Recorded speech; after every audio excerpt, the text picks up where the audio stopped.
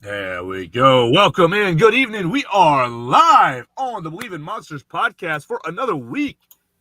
Lucas Berry, Chris Krogman, and Joe Gaither hanging out with you guys, talking Chicago Bears as the offseason rolls on. And there's nothing to talk about. Nothing at all. The franchise tag has come and gone. No big deal. Free agency window's opened up. No, the Bears aren't spending any money. We still have the number 1 overall pick. We're still waiting to see what we're going to do. Oh, wait, no! What a Friday it was for us on the Bleeding Monsters podcast, and us as Chicago Bears fans. I hope you and yours were excited with the news, and we're going to get into Ryan Poles, all his mastery, his movement over the weekend, trading the number 1 overall pick, and what we've done in free agency. But before we do that, let's check in with our friends and invite you to jump in and join us on the Twitter machine at BIM_pod, at Shy Bears 1985, at LBerry _40, and at Joe Gaither 6. You can find us there. Follow the podcast on Spotify, Apple Music, and on YouTube, putting out episodes each and every week as a part of the Believe Network. We are looking forward to another year with the Believe Network and thankful for them. So, Lucas Berry, how are you after a great weekend of news and just, golly, coming at you fast and furious? And especially with DJ Moore being our newest wide receiver 1. Well, Joe, I will tell you, it is a roller coaster of emotions because we went from Friday, we as in the Bears fan base, online at least, we went from Friday pure joy and, oh my God, we fleeced the Panthers and we got a wide receiver 1 and we are going to put a statue of Ryan Poles outside of Soldier Field, to today where Bears fans are mad once again, color me shocked. At the state of the franchise, even though they handed out money like it was candy yesterday. We still didn't sign the guys that they knew for 6 weeks before free agency and never heard of before them. And because of that, the Bears are doomed to get the number 1 pick again next year. So, Chris, how you feeling, man? Caleb Williams, man, can't wait. Can't wait. Justin, the way the Bears are going. Then Justin can be his running back. It'll be awesome, just like he's designed to be. I'm doing fine, Lucas. I know you're a bit on tilt tonight, so we'll let you continue to go off the rails on your hunt to castrate Bears Twitter, or at least half of it. So I'm fantastic. I'll kick us off by breaking down the entire trade. Bears. The funniest part about this trade and how it was released was how, like, Ian Rappaport and Schefter broke it down. It was all the picks first, and then the last thing was like DJ Moore, which, like, usually like the last line is like a player to be named later or some bullshit, and it's fucking 25-year-old top 10 wide receiver DJ frickin' Moore, who Lucas knows I've been in love with for at least 2 years. So I'm ecstatic about this trade, and I was lucky enough to join our Panthers host Desmond Johnson last week, Believe in Panthers, Tobacco Sports Road, to talk about the trade. And I told him as much. I love DJ Moore. I love this pickup for the Bears. So Bears also received the 9th overall pick in 2023. The 61st overall pick in 2023, a first-round pick in 2024, and a second-round pick in 2025. All that for the Panthers getting the first overall pick. I got to say, boys, the more I think about it and the more people I listen to, I do think the Bears definitely won this trade. The Panthers guys I hung out with on Friday thought the Panthers got a good deal. They actually thought that they got a cost-effective deal or a better deal. They were stoked to get DJ Moore off the books and free up the cap space, which blew my mind because he's dirt cheap for, under $18 million a year. And they thought, it not costing 3 first-rounders essentially was winning, was doing good. And that's great. That's awesome. Then both teams win. Don't have a problem with that. More than happy with the Bears haul for the first overall pick. Joe, we'll jump over to you, sir. What do you think of the haul? What do you think of DJ Moore? Joe has breaking news.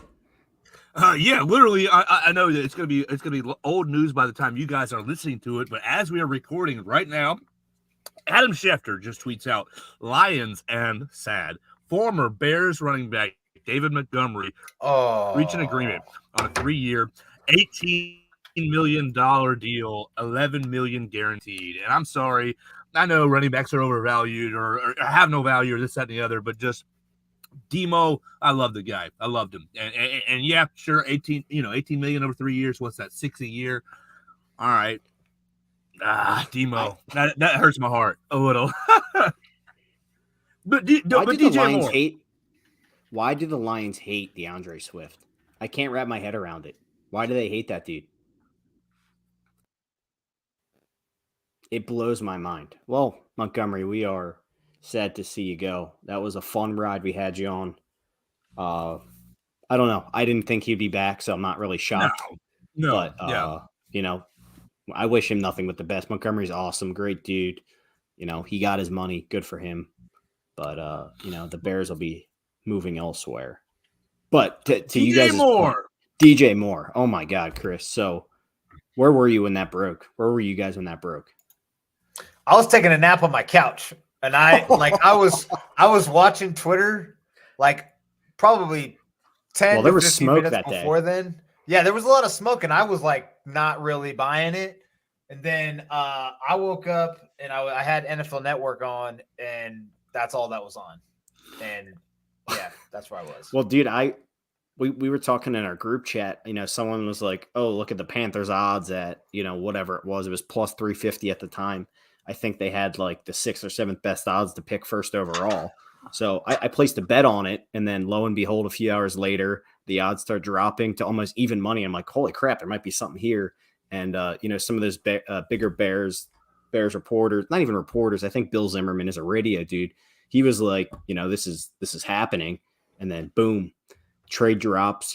I'm going nuts. I get a FaceTime from our friend on Twitter, Austin, and that's when Joe texts us DJ Moore, and I'm like, I was just assuming a package of picks, and I'm just like, I mean, for me, the fact that Ryan Poles was able to take literally the Panthers' only wide receiver, their only weapon on that whole offense off their team at 25 years old for the team that just drafted up to the number 1 pick and will have a rookie quarterback throwing to nobody, that is absolute mastery. From a trade perspective, Chris, I do think the Panthers, if you go by the trade value charts and value DJ Moore at roughly a first-round pick, yeah, the trade basically equals out. So from a value perspective, I guess it equals out, but losing DJ Moore for that team is so massive. I really don't understand how Ryan Poles pulled it off. And he was talking about it too. Weeks up to that, we were like, is he just telling the truth? Flat out? Dude wasn't lying. He said, I'm trading this pick before free agency, and it happened. Just to get a 25-year-old receiver who is, look, okay. What's the last wide receiver one that Chicago had? I know we signed Allen Robinson to be that, and for a year, kinda, he did okay. Is it Brandon Marshall's last prime? I'm sorry, DJ Moore. Alshon, I don't know. Yeah. So the point is, it's been a minute since you had a legitimate. This is a wide receiver that everybody in the league respects, and everybody in the league, knows that they're gonna have to guard. And what it does for this Bears offense, oh my gosh, to bump. I love you, Mooney. I love you, Darnell Mooney. But to bump him back from 1A to kind of give him that 2, that 1B, that slot receiver, lets us use him to his skill set, and then you take pressure off Velus Jones. However you feel about Velus, his second year, yeah. His second year is going to be better with DJ Moore out there taking coverage away. It's going to be awesome. And I'm pumped. And your boy Cole Kmet is going to benefit from it too, because just everything's going to work so much better with a legit wide receiver one who can win off the line of scrimmage, who can win deep, get down the field deep, and then run routes. I think DJ Moore is an excellent route runner, and you've seen it with his production. Obviously, last year the numbers were down a little bit, but who was throwing him the freaking football? He's been playing with daggum PJ Walker for the last 2 years, so no respect to you, PJ Walker, USFL King or XFL King, but Justin Fields, PJ Walker, his stock's about to go way up, I think, and it's going to be a win-win. Well, from the Bears' perspective, I'm just thrilled, absolutely thrilled. I got two things for you guys. The first one, does this remind you at all of the Diggs trade to Buffalo? So if you look at their numbers, Diggs was kind of in the same boat where he was just verging on elite at that point, and that's right when they traded him away and he exploded. Do you guys think that expectation might be too high for DJ Moore? Like maybe he's not on that level, but will still give us, I don't know, 1,300 yards or 1,200 yards or whatever? Yes. Yes, that's too high of an expectation, or yes, you expect him to have that explosion? Yes, it's the same as the Diggs trade. Okay. Fair. Yeah. And if you look at that trade, that was for a first rounder. That was for 18 overall. So where they took Justin Jefferson. Both teams won that trade. So maybe this is the same, and that's great. Yeah, I think it's the same trade. I just think it's unbelievable that Poles demanded DJ Moore instead of the 25 first and got it. Like, I can't believe that.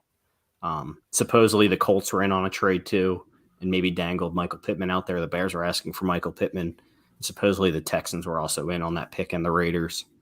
But the Bears ultimately fall to 9. I would die laughing if Michael Pittman was the Colts counter to that. No, was their line in the sand. Oh, we'll give you, 2 seconds and a 2024 first, but absolutely not on Michael Pittman. Dude, could you imagine the frenzy Bears fans would be in if we ended up with pick 4 and Michael Pittman? Oh my God. They would lose their minds. Well, when Poles was saying, I know I can get a 24 first and a 25 first, he wasn't lying. I mean, apparently the Panthers did offer the 25 first, but he said, no, I want DJ Moore instead. I think he played it perfectly, unbelievably perfectly. So DJ Moore, his best year statistically is either 2020 or 2021. In 21, he catches 93 balls for 1157 and 4 touchdowns. In 2020, it's significantly less reception, 66, but a little bit more yards, 1193, and still 4 touchdowns. This past year, with the quarterback play we just highlighted, 63 receptions, 888 yards, and 7 tutties. So come on, that's what we're doing with below average quarterback play this past year. And I mean, no disrespect to the guys that the Panthers were putting out in 2020 and 21, but I think our man Justin Fields is going to be able to get him the football. And I kind of think about the Panthers offense in those years. And yeah, you had old ass Greg Olsen. Yeah, you had Christian McCaffrey. One of those years was hurt most of the year. So who was really taking heat off him? Curtis Samuel on the other side, and Curtis, fine little wide receiver, but not anything special. DJ's going to come into Chicago, and we obviously know that Mooney and Kmet and whoever we come in to play running backs, not all pros, but they're no slouches. I think they're going to complement each other very well. Looking at Curtis Samuel last year in Washington, man, he was damn. He had a good year. He was solid. I do agree though, Joe. And it's funny. I was listening to, I think the CHGO After Dark podcast, and they were talking about something completely random, but N'Keal Harry's name came up, and I had completely forgotten about that guy. Yeah, because essentially he was replaced by Chase Claypool. But to have Mooney and Claypool be the 2 and 3, however you want to put either one of them, and then Velus be essentially the 4 and gadget guy, and then Equanimous St. Brown to be the blocking wide receiver or whatever. I think you already have a much better looking wide receiver room. And then, obviously the weapon room with Kmet involved and Herbert involved as well. And it looks, I mean, do you feel if they're not signing David Montgomery to $6 million a year, I don't think they're signing anybody. You think we're still going to draft a wide receiver? Yes, no, I want N'Keal Harry back. I'm not joking. I do like N'Keal Harry. I'm not fucking joking, but I wouldn't be drafted a wide receiver either. Here's the thing, too. I mean, both Mooney and Claypool will be due for extensions next year, free agents next year. So they'll probably have to decide between one of them, and they're going to need a rookie to step in and replace one of them eventually. So I wouldn't say the Bears need to take a receiver early, but it should definitely still be on their list of needs to just replenish down the line. But, I mean, we can dive into this more as we get into free agency. That was the fun part. That was the amazing part of the weekend. The Bears trade the number 1 pick. And then we get to free agency, and Bears fans are pissed. Do we really care about the average? I mean, honestly, the average Bears fan's opinion. I don't, but I won't lie. It gets me down a little bit. It really does. I try and ignore it as much as possible, but when there's just so much negativity all the time, it's like, why are we even rooting for a sports team if just everything that comes out of your mouth is just the fucking death of the earth? Like, I get it. Yeah. I don't agree with everything they do, but I also don't sit here and act like I'm a professional scout and like my opinion is the gold standard for scouting guys. Like, there's a lot more that goes into this. Well, I think the guys that are the most frustrating to me are the never positives, like, or the people that try to justify their criticism. It's okay to be a fan and still not like the team's moves. It's like, yeah, dude, that's all you do is talk shit about the team's moves. You don't give one credit or one kudo to any good move. I mean, if you didn't like the DJ Moore trade and you don't like, the picks that they got, nobody heard from you. There was fucking crickets. All right. Well, this is what's crazy is I think the DJ Moore trade was the first unanimous happy decision that I've seen in like a long time. I don't think I've seen one person say, like one Bears fan say that was bad. But the thing that gets me is like that was Friday and here we are Wednesday and we're already again 180ing our takes and like this front office is horrible. They suck. Like they don't know what they're doing. Like on Friday, you were just saying build a statue of these guys. Not one person was unhappy about it. Now it's they're horrible. They suck. It's like it's insane. It is insane. I think that's what gets me the most, Chris. That aspect of it too. We either trust Ryan Poles' plan or we don't. And if we like what he did on Friday, I think that shows that the plan is, I mean, honestly, I think you've seen over 12 months that he's had a really good plan. Like he's going into year 2, like really from the jump. He slashed a lot of contracts. I think Ryan Poles has been, now obviously you want more wins on the field than you had in year 1, but golly, I think as a GM coming into a franchise that's been kind of, no, not kind of, but that has drafted terribly over the 10, 15 years. It was in shambles. I think he's done a great job over 13 months. I think we've drafted poorly for 10 or 15 years. Have we not? I guess. Fuck. I mean, you're not wrong because we're not winning. So, and that goes back to you look at Ryan. You look back to the previous GM, Ryan Pace, when he gets in and he's hired. He basically looks at a roster that is full of free agents and like no draft picks. The Bears didn't have any retained draft. No second contracts were retained at that point. And so, like, you're not drafting anything that resembles consistency. And if you want to be a franchise like the Patriots or like the Chiefs, who have year-on-year in success, the Ravens year-in success, they draft well continuously and they re-sign smartly. Yeah, you could say you can pick individual picks, but like largely they make good decisions. Well, Joe, the other reason I'm laughing about this too is because Ryan Poles told everyone as much as I am not going to spend like crazy in free agency. He made that abundantly clear. Yes, the Bears had a cap floor they had to meet. It really wasn't as much as everyone thinks. I mean, they made one huge signing and 2 mid-level signings, 2 or 3 mid-level signings, and that was it. And they're almost there just from the way they structure the contracts. And if they wanted to extend people, they could meet that floor. But the cash floor they spend is not cap space. The Bears still have $50 million to use. They have flexibility to make a big trade if they want. They have flexibility. But like you said, Joe, these good franchises, which we haven't done and we're not used to, they accumulate picks and they keep drafting and drafting and drafting. we are not going to build the Bears by signing average Mike at tackle and Yes. paying him however much money until he's 35 fucking years old. I get it. We need a right tackle. But spending like crazy, it's just not, it's a way to put patches on your team. It's not a way to win consistently. And I'm not expecting the Bears to be a Super Bowl contender, but The path to getting there, Luke, is continuously drafting. If you draft left tackle X and it becomes Tevin Jenkins, and you move him to right guard, and you realize, oh, this, that, and the other, like, you don't just go sign another right guard to replace him. You continuously accumulate picks, and that way you have control of the money. You're never really like, oh, Ryan Pace's big thing was he would just backloaded a bunch of deals. Oh my gosh. Well, he did that because, win now mode. We're in win now mode. Well, you don't have to be pressed like that when you draft well over a continuous period of time. You can start to see needs coming down the line, like Luke, you just highlighted with wide receiver. Even though we're looking good right now, needs coming down the line, and you can start preparing for those further. Like, it's all about more picks.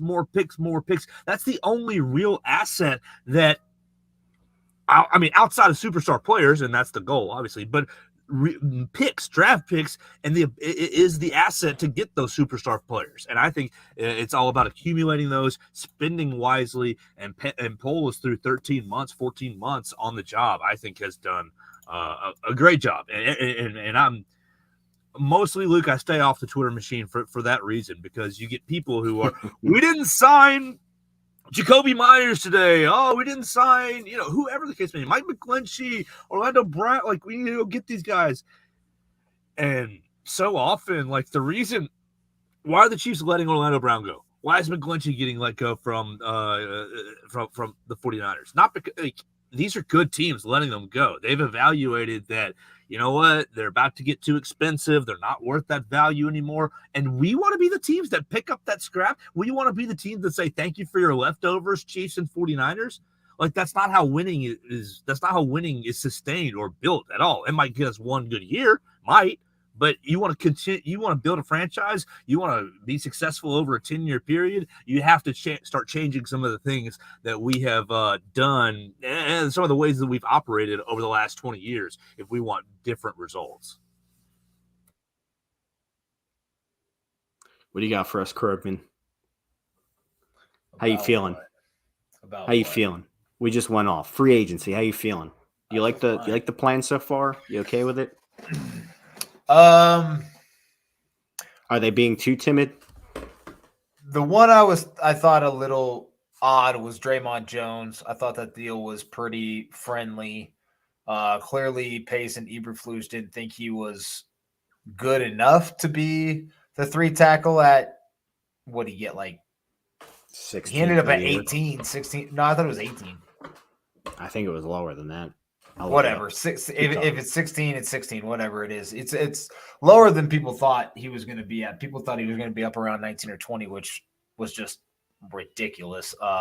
Hargraves, I totally understand that contract was bananas. After the Taylor deal, wasn't surprised that we stayed out of that. There's a lot of holes to fill on this team. We've been saying it all off season. You can't do this all in one off season. They've already stacked a shit ton of draft capital for this year and next year. They have 3 picks in the 53 to 64 range. I could see him making more moves to trade down and add more assets. We'll get into player specifics here in a bit, but fan base it's never the guys. Mind when we trade down from 9, they're gonna go crazy. I can't wait. They're gonna trade down to 12 so that the Titans can move up to 11 and get Will Levis or Anthony Richardson, and we're just gonna take Breesy or even Skoronski, dude. Well, and we'll just take all Northwestern players because that's where they were today, and not signing the whole free team. Agents. Yeah. Well, my big thing too is yes, I mean, to Joe is very much on the point where when he was talking earlier about building through the draft. I do think there is a point where you need to get some veteran presence in there and just accept that they'll be mediocre. But for example, I think Poles, he really does have his kind of limitations. I mean, what McGlinchey made, we can't even lie, is fucking outrageous. Like, I wouldn't want the Bears to dole out that contract. And I mean, at the end of the day, we look at this and we're like, oh, the Bears didn't get a 3 technique, as if there was like a handful of them. Like, there was 3 of them to pick from. Hargrave was probably the only one that fit into your defense directly because Draymond Jones and Zach Allen are both 3-4 DNs. So you're going to ask them to play a position full-time that they didn't do full-time at their older teams. So, like, really, there was 1 3 technique that fit your system, and he signed a deal that was so outrageous you weren't going to do it because he's 30 and you weren't going to give him 4 years. I'm sorry, it wasn't going to happen. Same can be said for McGlinchey. So, like, the overreacting is a little bit crazy to me that the Bears think that the fact that they couldn't get 3 guys, there's probably 3 tackles that were realistic and three techniques that were realistic. Like, there's going to be bidding. There's going to be other teams in there. Like, just because you know player X, Y, and Z doesn't mean you have to have them on your team. Like, it didn't work out.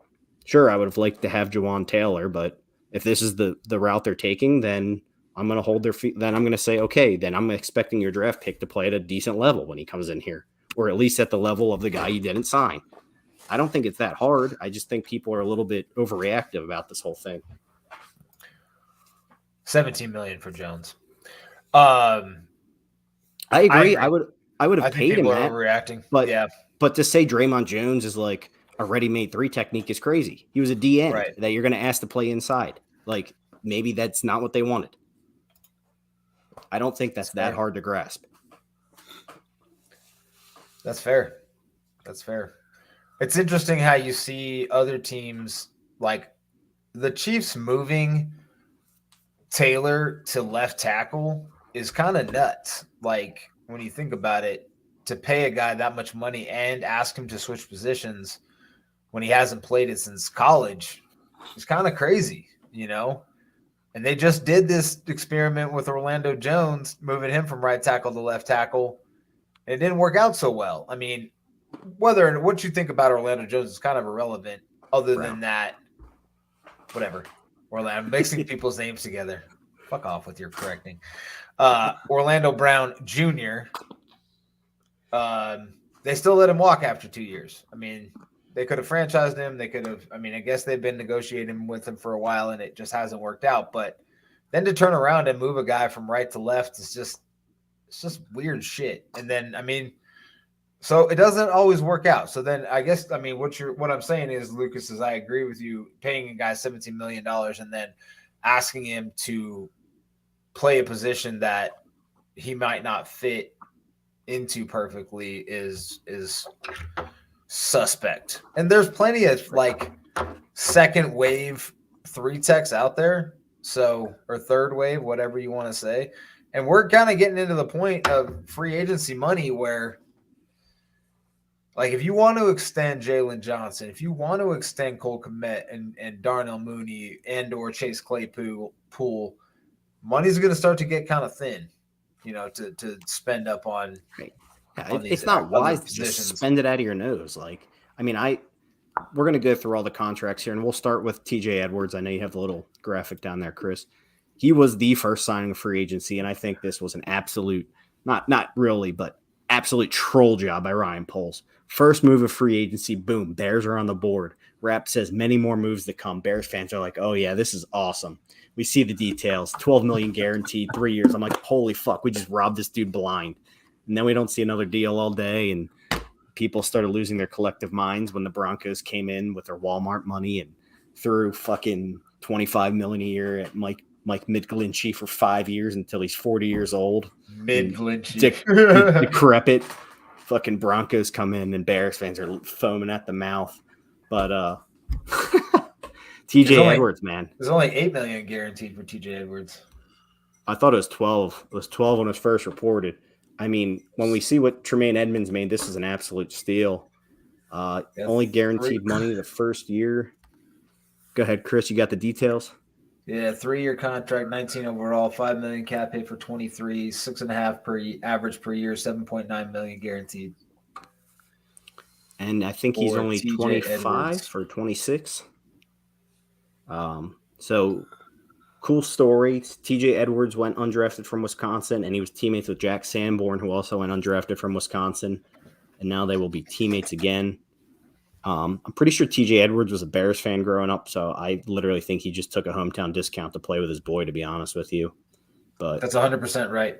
He apparently he already did an interview with 670 The Score talking about how excited he is to be a Bear, and he hasn't. I mean, this deal's not technically signed yet. I mean, right, we've only seen a handful of times where something got announced and then fell apart before the actual signing. But yeah, TJ Edwards is a Chicago high school football stud, and it is interesting that he comes in to more or less take one of the spots away from Jack Sanborn, who was his teammate at Wisconsin. But I guess Sanborn still will probably play when there's a three linebacker set. Yeah.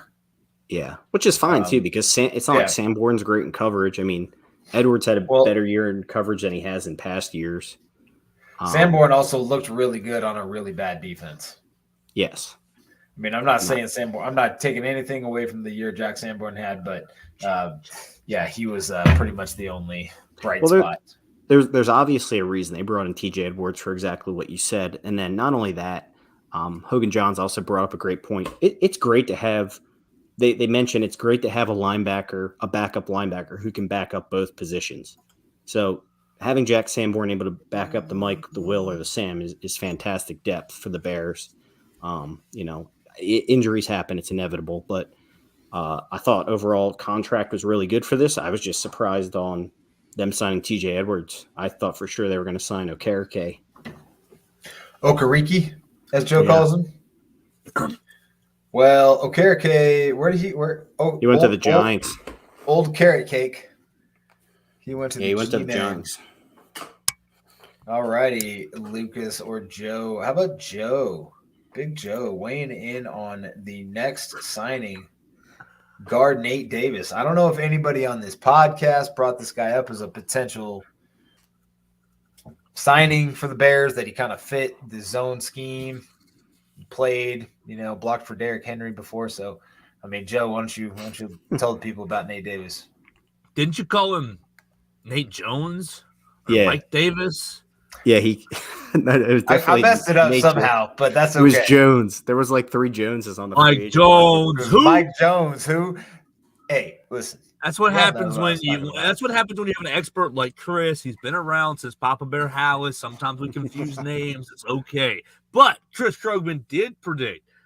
He was talking about Nate Davis, not Nate Jones or Mike Davis. Nate Davis, the guard from the Tennessee Titans, signed for a 3-year deal, $30 million, $7 million cap hit for 23, and a $10 million average contract. And it seems like it's going to be a fit schematically. I'm seeing a lot of my Titans buddies saying, ha, good luck. Like he's lazy. Mike Vrabel didn't like him very much. Is kind of what the Tennessee people down here are saying. So hopefully he'll be a better fit in Chicago, and Eberflus can get a lot out of him. But I like going out and spending money on the offensive line. I really am a fan of that.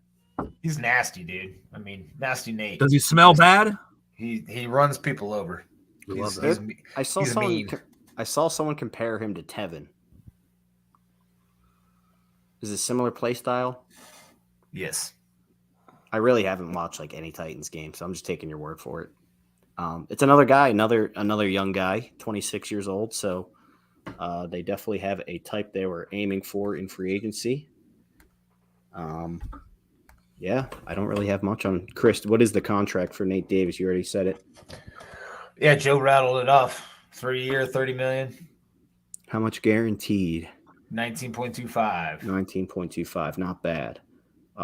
Interestingly, we have the point of Nate Davis has never played on the left side in his career. So what do you guys think happens with the Bears line? Is Tevin moving to tackle? Is Cody Whitehair the odd man out? Is Cody Whitehair moving to center? What do you guys think? I think Jenkins stays at guard. I think Whitehair is probably your odd man out. They could cut him and save about $10 million after June 1st, but then I mean they need some depth, right? Yeah, but not for $14.1 million cap hit. You don't need that depth. Well, They got the money. That's why I'm like, they might. I don't know. I mean, the What only do you reason think, that Chris? I don't think, I mean, dude, wouldn't it be interesting if, like, at the end of the day, like, the reason they didn't sign a tackle was because they planned on moving Tevin back the entire time? I highly doubt Tevin goes back to tackle at this point. I could see Tevin going to left guard. And I guess I could see Cody going back to center. I don't want that to happen. I think he sucks at center. He snaps like shit. They've been trying to replace him at center for years, and if they wouldn't have messed around with him being a center ever, he probably would have been a Pro Bowl level guard if he would have just been able to stay in one spot and not have to focus on too many things. So I don't want that to happen. So I agree with Joe. I think he gets cut. I think he's the odd man out. Yeah, but it's something they could definitely wait on. I mean, June 1st is the deadline. Obviously, you can designate them as a June 1st cut, but I mean, at least if they wait until the draft, see how that shakes out, then they can make a final decision on Cody. So, yeah, I guess in theory, it's fun to think about what they might do, but ultimately cutting him is probably the best move to save. Basically, if they cut him, they'll pay Nate Davis' salary this year at $10 million. Or you can pay half of Orlando. What's his name? Brown? Orlando Mike, Clown. Mike Jones. I'm just going to literally call everybody that they signed forward Mike Jones. Because all right. I don't know who anybody is. But Let's move on to the big daddy of them all, linebacker Tremaine Edmonds, Buffalo Bill, drafted 6 spots after Roquan, somewhere in there, 14-15 range. 6'5", 250. I'm not gonna say liken him to Brian Urlacher, but that's essentially what he will be in this defense. Middle linebacker who's tall and fast and is going to be hard to throw over in a cover 2 scheme. Huge addition to this defense. And I know people are pissed that they signed Tremaine Edmonds for essentially the same money that Roquan was asking for. At the same time, we fuck around and joke about Roquan a lot because dude's weird. I mean, he's a weirdo. And he's gotten himself into trouble with a Bella Danger. He's gotten himself into trouble in South Africa. I had a straight face. Come on. No, Roquan's fine. He just got himself. I mean, good for him that he negotiated his own deal and got himself paid. But the Bears end up with an extra linebacker and a 2nd-round pick, essentially for the same money as slightly more. Got. Yeah, 24.5. And to be honest with you, I really don't know how any of us or Bears fans in general, like, I don't know how anyone didn't see this coming, because if you really look at the measurables, like, I know we joke about. We've talked about Tremaine Edmonds for fucking months, though. I didn't really think dude, I never thought it was a serious possibility, but then I guess just like crosses my mind. I'm like, this dude's 24. I mean, he's everything Eberflus could dream of. He's fucking 6'4". He's gigantic. He runs the same 40 time as Roquan. Like, this is a dude that was made in a lab, and he's been in the league 5 years, and he's only 24 years old, which is absurd. So that's the running joke. Yeah, he is. He's younger than Velus Jones. 24. Yeah, 397 days younger, like significantly younger. Yeah, Joe is like, what? Dude, he started in the league. How did he get in the league at 19? No, he was right. He's going to be 25 when the next season starts, I think. But he's only 24 right now, which is just absurd. I mean, DJ Moore's like that too. DJ Moore's 20 going on 26, and he's been in 5 years. So, I mean, I guess if you're going to throw, here's how I see it. Right, Ryan Poles spent the money on kind of the guaranteed, like, this guy's good, I'm just going to pay him type in free agency. He didn't really fuck around with. You know how, like, big money gets thrown around for guys who are, like, okay, like, you're paying Tremaine Edmonds, but he's a top 5 linebacker in the league. Like, you're paying for a good player. So it is what it is. Pro Bowler. And, I mean, I know Roquan made a Pro Bowl finally this year, and we've been pining for him to make a Pro Bowl for a few years. But Yeah, Tremaine Edmonds is bona fide, and I like Buffalo fans. Apparently, we're starting to get on him, but I think Buffalo fans are just friggin' spoiled at this point. And maybe he wasn't like the exact. I mean, he was a great fit for that defense. You know, essentially they play the Carolina defense, and he plays the Luke Kuechly role, from what I understand. And he's been great, but they complain that he doesn't cause enough turnovers. He doesn't get the interceptions and the takeaways, which maybe that's just also, the defense, you know? Yeah, I was gonna say that defense has been. I've been a little bit iffy on how Sean McDermott's been coaching the team the past years, honestly, especially in those playoffs. So he makes some very questionable decisions. So I don't know. I think Eberflus really sees Tremaine Edmonds as his Shaq Leonard, even though he might play Mike as opposed to Will. But personally, I mean, I know we talked about this before. I don't like paying linebackers that much money. I think it's stupid. I understand why they did it. So just because I think it's stupid doesn't mean it's a bad signing. It's just personally not how I would build a team. But I get it. The fit makes sense. The contract is very front loaded. He's basically getting all his guaranteed money in the first 2 years. What do you got here for the numbers? 4 years, 72 million, 32 guaranteed, 14.7 mil cap hit for 23, 18 mil per year average. Yeah, so he gets a roster bonus and a guaranteed salary for 23 and 24. And essentially after that, the Bears can get rid of him pretty cheap after 2 years if they wanted. They kind of structured all their contracts this way where it's like 1 or 2 years, and then they can get rid of these guys if they were. So I think Ryan Poles is being very careful, maybe a bit too careful with worrying about dead money down the road with these. And we're definitely seeing a difference in contract structure than we have with Ryan Pace, with Cliff Stein back here running the contracts. They really did. They front loaded the shit out of this. Like his cap hit this year is $41 million. Next year is 27, and then it goes down to 4. So basically just giving them all the money. I mean, it's kind of smart too if they think they're going to extend Fields. Like it's very forward thinking. Yes. It plans ahead. It plans on being a successful franchise for a long time. It's how it's done. Because if you want to cut him in a year or so, like the penalties are way less. What do you guys make of this? I mean, are you a fan of paying linebacker? Yes. Do you like the move, but not necessarily something you would do? What do you think? Well, you got to have somebody who can cover in the league. You have to. In a passing league, and Edmonds can cover. You have to pay for it. If you can't get that, then just as much as the Bears are bad all over the field on defense this year. But if you can't stop the run, they're going to do that at first. But I think you obviously have to have a coverage linebacker as well. So if this is what it costs, $14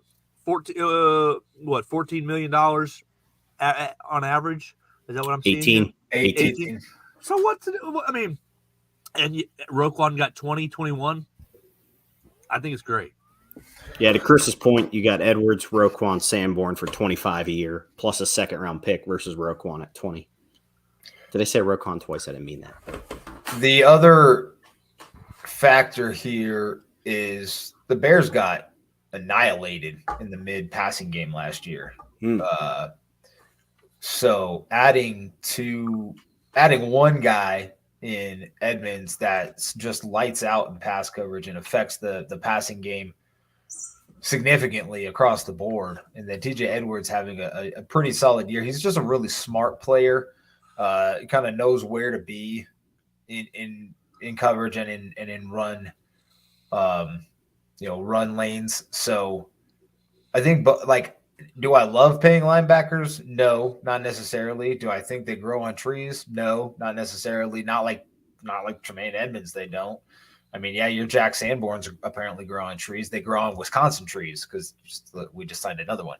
But I don't care. I mean, I want good players on this team, and I think Tremaine Edmonds is a good player. And I've always thought it was funny, and it's mainly because Raul's our boy, but how much he just loved Roquan coming out. And like, I remember specifically people saying Edmonds could be the better player in that draft class. And I've always watched, both of them and thought Edmonds was just as good or better. The same thing with like Shaq Leonard, dude. Everybody's like, oh, Roquan, and Shaq Leonard's fucking better. So I don't care. Whatever. And it's not like I was saying before, money, like the contract is, it might be 18 million, but like 2 years ago, this would have been 16 million because the salary cap just is escalating at a ridiculous rate. I think it's good they didn't get it on a market setting deal too. Like, Yes. It's good they didn't. It wasn't like, oh, we had a top Roquan. Like they got him at that. And what else is impressive is most of these deals for these younger guys, they normally get 5 years. So the fact that it's only 4 is definitely kind of telling on how the Bears are negotiating and looking at this thing. You notice they're all in the Fields window. The DJ Moore deal is 3 years. Not to say that they made that deal. Nate Davis deal is 3 years. TJ Edwards deal is 3 years. Tremaine Edmonds deal is 4 years, but I'm sure they could get out after 3. They could get out of it. They could get out of it after 2 if they really wanted. But go ahead. I was just going to say, out of all these guys, I mean, Edmonds is probably the one you're looking at and like, okay, this guy probably will.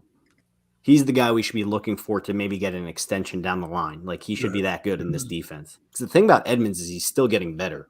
Like he was pretty raw coming out and he's gotten better every year. I mean, I really hope so. And I think Eberflus can really make this guy into a superstar.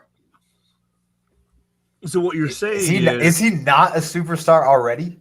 Is he not a top 5 to – is he not a top 5 inside linebacker in the league? Well, like you said, I think a lot of people look for those turnovers and stuff, and I think this defense will help him with that. And I think that's what will help him get more of that national recognition. But he is getting better every year, which is impressive and crazy that he's only 24. I can't believe that. Yeah, that's been the running joke. I guess Bill's Twitter has been putting out, been in the league for 5 years and is only 24-year-old memes for like always. Like you just don't see that shit. Welcome to Chicago, Mr. Edmonds and Edwards and Davis. And the final signing of day 1 of free agency for your Chicago Bears. Lucas, what do you know about defensive end Marcus Walker? So yesterday, I kept seeing DE Marcus Walker, and I didn't know his name was DeMarcus. I thought it was defensive end Marcus Walker. So I just started calling him that. But I had no idea who this guy was until yesterday, so I can't even lie to you. I know Bears Twitter is already saying this is the new version of Al-Qadim Muhammad, which I think is a crazy stretch because none of us even know who this guy is. But just from a quick glance at his numbers, he's gotten better every year. And last year was kind of his pinnacle where he played a part-time role, only playing 400 snaps. But he had 7 sacks, and he had, I think, 17 pressures in those 400 snaps, which are basically both better numbers than what our boy Draymond Jones, who everyone wanted. He played almost 700 snaps, had less sacks, had less pressures. So the stats aren't everything, but it is kind of telling, this guy, DeMarcus Walker's numbers versus Draymond Jones's. I don't know. I don't know too much about him. All I know is he's ascending and he gets pressures at a crazy high rate. I mean, 17 pressures and 400 snaps is pretty insane. One of the most interesting things about Walker is a lot of his pressures and hits and such came lined up as a 3-tech. Yeah. So it's interesting. I mean, with the amount of money they gave him, it's borderline starter money, but it'll be interesting to see how they deploy defensive end Marcus Walker. Yeah, so he had a 3-year, $21 million deal, 6.4 for 23, $7 million average, and 8.5 guaranteed. That seems wrong. I thought it was higher guaranteed than that. I thought it was 16. That's what someone said yesterday. That's what I thought. Hold on. So it looks like the old. All right. While you're doing that, DeMarcus Walker had a pressure on 4.18% of his snaps. And then Draymond Jones, I'll calculate this right now. He had 16 on 716 snaps. That's way lower. Yeah, Draymond Jones had a pressure on 2.2% of his snaps versus 4.1 from DeMarcus Walker. So that's pretty crazy. He almost had double the pressures or double the amount of double the pressure rate as Draymond Jones. And just so for context, Al-Quadin Muhammad had similar numbers, except he played way more snaps than both of them guys. He was probably, again, in that 2% pressure area when he had his breakout with the Colts. So fully guaranteed money, according to Over the Cap, is 10.5. So maybe there's a roster bonus or something in there that isn't being calculated. And then just for context, Al-Quadin Muhammad had a pressure on 2.37% of his snaps. So when he had his breakout with the Colts. So DeMarcus Walker having over 4% pressure rate on 4% of his snaps is pretty absurd. I don't know where that ranks in the league, but that's a really good number. I don't know. What do you guys make of this? I like 4%, a lot more than 2%. Yeah, I don't have too much. It'll be interesting to see where the Bears give him most of his snaps. If they're going to use him as more of a 3 technique, or they're going to use him at DN and kick him inside sometimes.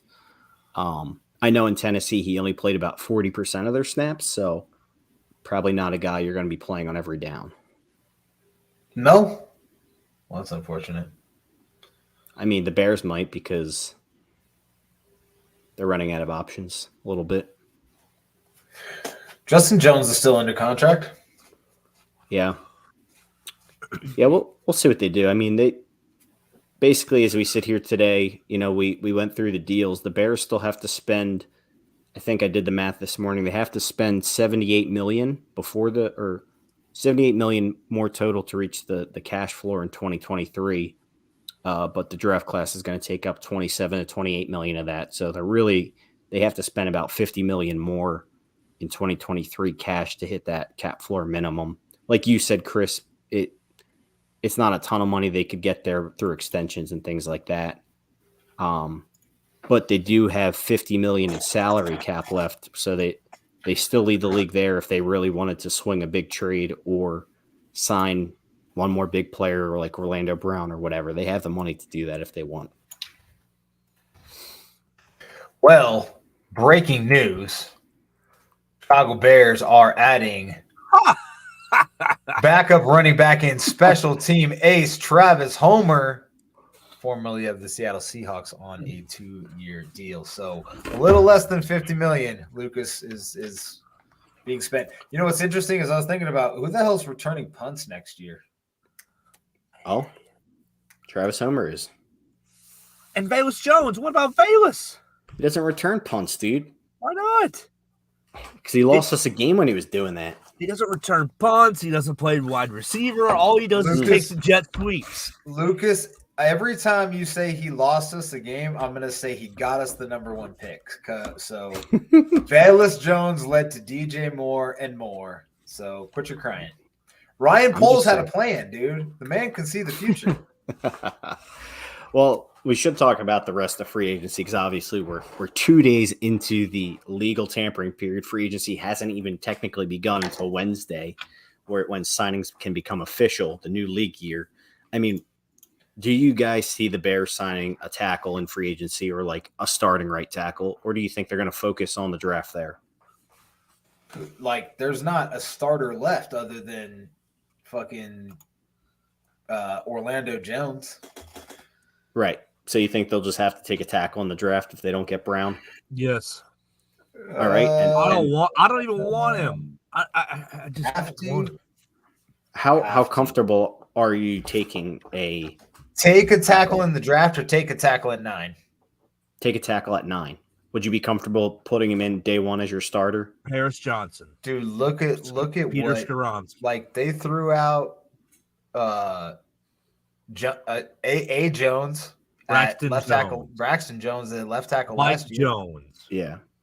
So my big thing is I don't think the expectation should be so low that the 9th pick in the draft, who was probably going to be the first tackle taken in the entire draft, that player should be able to block at a Mike McGlinchey level pass blocking like status. Like there's the guy that all Bears fans wanted. That should be like his minimum floor for pass blocking as a rookie. wanted is that the word you want to use there? Or like Settled on. Well, I'm just using yeah. I'm using it as Yeah, an yeah. example because No, I think unanimously you're people right. are like, Mike McGlinchey's an upgrade, but he's not very good. But we'll pay him whatever he wants just because he's an upgrade. That's My bad. point is, I'm expecting the number 9 pick to be able to perform at that type of level, pass blocking at least, to protect Fields. So a below average pass blocker. My fucking expectation's not high, but I think the number 9 pick in the draft should be able to do that. You feel like Paris Johnson or Skoronski can? I think they can. I think they can be. What do you guys think of Isaiah Wynn? I don't like him. All he does is win no matter what. Lazy. He's horrible. Wow. He's 26 and one of the only ones other ones out there. Jawan James is out there. Wasn't that one of the guys that we wanted at one point, or what? I think that was the dude Joe. I think that was the dude Joe was thinking of the other day when we were talking about Jawan Taylor. I think that was him because he played for the Broncos, right? Jawan James. That is it. Yeah. Yep, Who was the guy? Who was the That's right who Joe was tackle? talking about. Who's the right tackle that everybody wanted like a couple years ago, and he ended up signing like with the Redskins? Charles Leno. It was the Redskins at the time too. No, not Charles Leno. Oh, that's where It we was let the him go. Jets. The other dude from the Bears, No, not that guy. Cornelius Lucas or whatever his name was. Yeah. Everybody's all mad. We basically gave our tackles to the football team or Commanders or Redskins or whatever the hell they were called. I can't remember who I'm They thinking can of. have But them. either way, Are you thinking of Brandon Scherf? No, that's a guard. Oh, you're thinking of a tackle. Yeah, I don't know. Well, I guess my point is other teams do this every freaking year. Why can't this be the time the Bears finally, like when the Buccaneers drafted Tristan Wirfs to protect Tom Brady and he was incredible that year, except for when Khalil Mack tossed him aside. Like, why can't the Bears do that? Why is our expectation for this team so freaking low in the dirt that we can't expect to have a good player with a top 10 damn pick? I don't think there's a Tristan Wirfs in this draft. He was the 15th pick in the draft. He was like OT 4. I thought he was like 4th. No, he was in the teens, low teens. There was a few guys in that. Yeah, Becton, because the freaking Jets took Becton at 5. My point about this is the Bears know what situation they're going into. They can't draft the traitiest lineman with the longest arms and the best 40 time at 9. They got to pick a guy who's ready to go this year. Sure, that should go into their draft evaluation, but the expectation should be that this guy can play and protect Fields right away.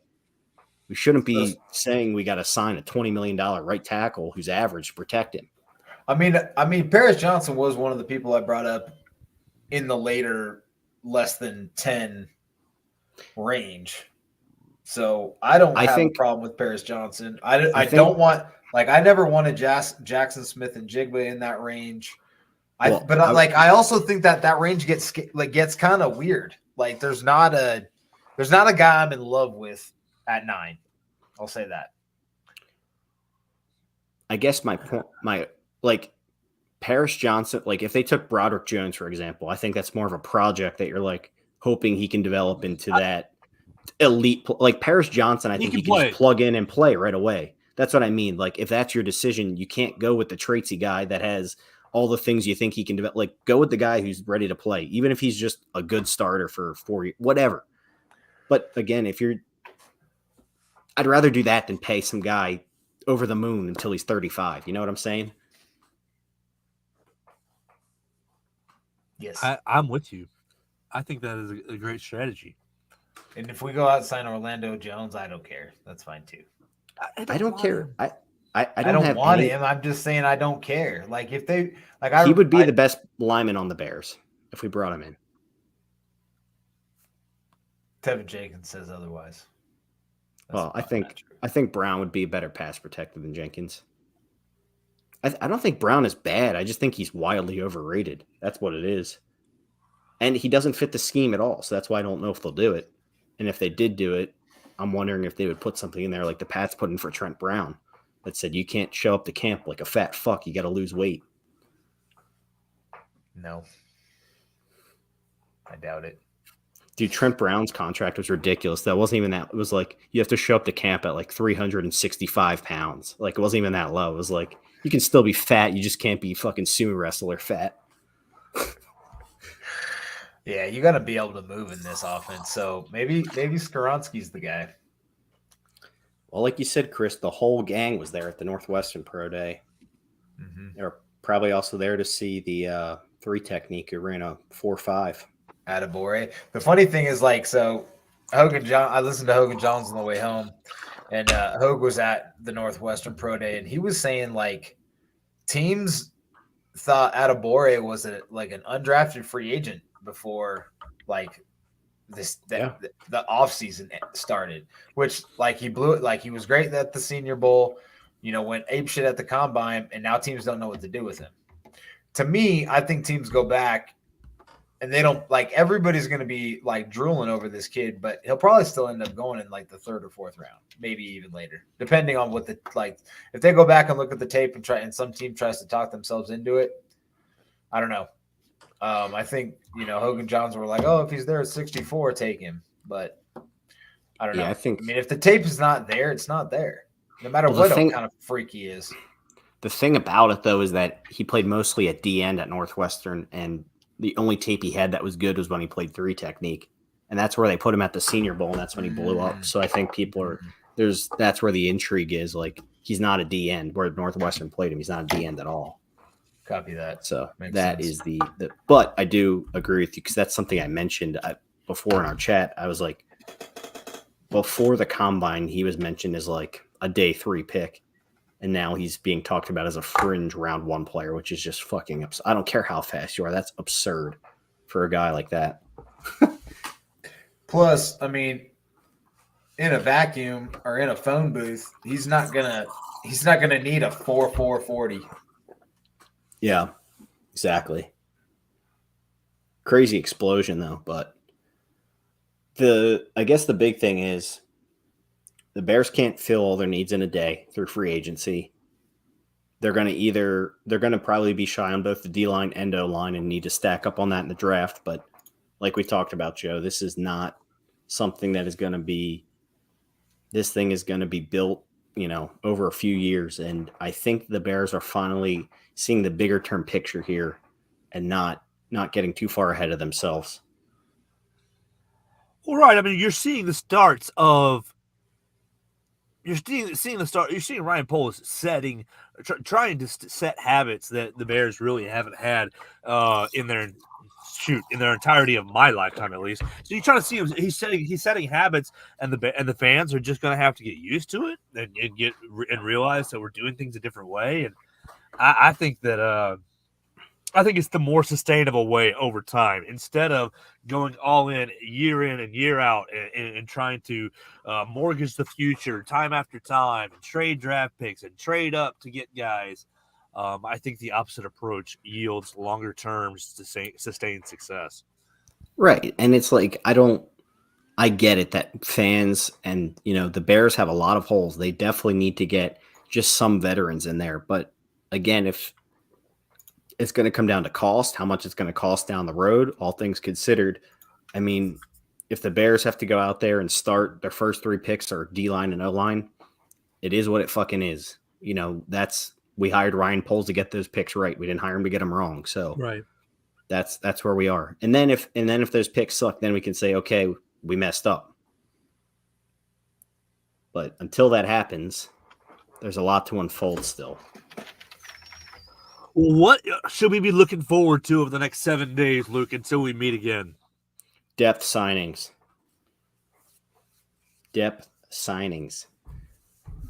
I mean, like I said, they got to spend about $50 million more in 2023 cash to meet that floor. So signing guys like Travis Homer is not going to do it. They're going to have to sign probably guys like Chris Krogman. Probably one bigger name free agent. I'm not counting out a splash for Orlando Brown either. I have a weird feeling they're going to try and work with him. Chris, you know who we should be starting at right tackle this year is one Zachary Thomas, who got picked up off the practice squad last year and is no longer a developmental Bear. Maybe Jatir Carter can slide outside and. I think we squeezed the juice from the lemon with that draft class. The fact that we found Braxton Jones out of that heap of whatever is. Can we get the Kramer kid back for a depth center? Yes. Not depth center, starting center. Let's go. That's another thing that I think ruined the perspective of rookie starting is all Bears fans are just like, well, Braxton Jones, like he was a 5th round pick from a freaking school you never heard of. Shut up. It's different than taking a player at pick 9. What are you saying? Bears fan thinks Braxton Jones is shit? No, they're just using that as an example of how rookie tackles will take a while to develop, even though it's quite obvious that was a complete project of a freaking pick, and we're lucky he's even starting caliber. The whole class. Yeah, really. That's what I'm saying. I think people's views are clouded of rookies because they just, Braxton Jones was below average and he was blah, blah, blah, blah. If you're pick 9, you should be starting on my goddamn line and protecting the quarterback. No excuses. I think I agree with you. I am a little surprised they didn't sign a right tackle. But I also don't want to pay people to be mid. Would you have been upset with that McGlinchey deal if the Bears gave him that exact contract? No. I think I'd be apprehensive. I don't know about upset, but I think apprehensive is where I'd fall. It was significantly less than Taylor. I think Taylor was the guy we all kind of leaned towards. I thought the McGrary deal was interesting, but I don't know anything about that guy. So he just basically had one really good year before free agency. So I mean, his deal was fairly cheap, right? I mean, yeah, Falcons brought him back. Least amount of all of them. But again, that goes back to my point of, hey, there was literally 3 options. And that's why we're mad, because we didn't get one of the 3 options. Isaiah win-win-win no matter what is still out there, though. Yeah, I mean, they're going to bring in some depth. I mean, the line, it's going to be hard for the line to be worse than last year. So, really will. Oh, yeah, Andre Dillard was the other one people were. See, what's interesting, never mind. Never mind. Well, I don't know. Do you guys have much more? I got it all off my chest, I think. I got nothing more to say. No, you're going to be texting us for at least the next hour about something somebody said on Twitter. Dude, Jermaine Fetty's still out there. And he's only 28. Yeah, we should definitely get him. Yes. That is hilarious.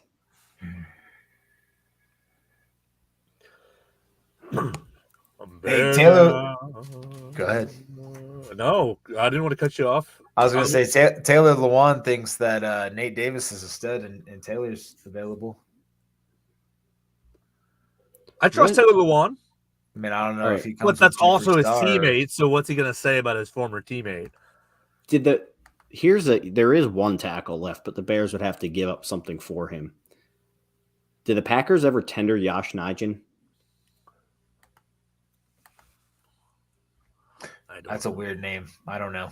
His name is literally, it's not Josh, it's Yosh with a Y. But he was very good when he played tackle for them. And they might put a 2nd-round tender on him, but I absolutely think he's worth a 2nd-round tender. He's very good. 4 hours ago from Fan Nation, so take that for what it's will, Packers won't tender Davis as restricted free agent. Davis? No, I'm going to Davis and not tendering this. I'm going down because I clicked on the article. That's Tom. Now we're at Nyman. Davis is one of 3 restricted free agents with offensive tackle Yashin and Chris Burns being the others. Nyman started 3 games, first 2 at final 11. This article says that he will be tendered by the Wednesday deadline. It's a matter of what level. Well, Well, if it's a second round pick, I would do it. Second round Potentially. is guaranteed $4.3 million. I mean, he's like A he's tackle a very good team tackle. might be tempted. Shoot, Do let's we do get it. do we get to pick which second round pick it is? That would be nice. I'm sure it's probably just the highest one. That's lame. That is lame. All right, I got nothing else. Chris, Bear you got anything else? down. Chicago Bears. Make every play, clear the way to victory. Bear down. Chicago Bears. Put up a fight with the might so fearlessly. We'll never forget the way you thrilled the nation. With your T formation, bear down, Chicago Bears. And don't forget why you're wearing the crown. You're the pride and joy of Illinois, Chicago Bears. Bear down.